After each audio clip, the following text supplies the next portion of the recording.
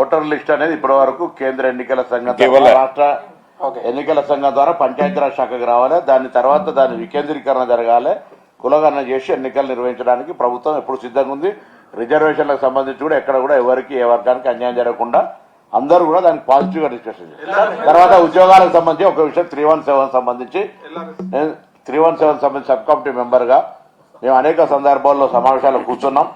దయచేసి ఎవరైనా ఏదైనా ప్రొవోకేషన్ చేసినా 46 జీవో కావచ్చు, 2008 డిఎస్సి కావచ్చు, ఇంకా మళ్ళీ 1998 జీవోకి సంబంధించిన డిఎస్సి అన్ని రకాలు ఉన్నాయి. 46 అనేక రకాల అంశాలకు సంబంధించి పరిష్కార మార్గం చూపెట్టే విధంగా గౌరవ దామోదర్ రాజనరసింహ గారు చైర్మన్ గా, శ్రీధర్ బాబు గారు నేను మెంబర్లుగా అన్ని డిపార్ట్మెంట్ సెక్రటరీలతోటి పలు దఫాలుగా చర్చ జరిగినది. దీని మీద ఎవరు ఆందోళన పడాల్సి దాన్ని పరిష్కారం చేస్తాం. పరిష్కారం మా ప్రభుత్వం గతంలో ఎన్నికల సందర్భంగా ఇచ్చిన హామీ ప్రకారంగా బరాబర్ రిజాల్వ్ చేస్తాం. Please do subscribe to. Please do subscribe to. Please do subscribe to. Please do subscribe to. Please do subscribe to. Please do subscribe to KTV Telugu. KTV Telugu. KTV Telugu. KTV Telugu. To KTV Telugu. KTV Telugu. Please do subscribe to KTV Telugu.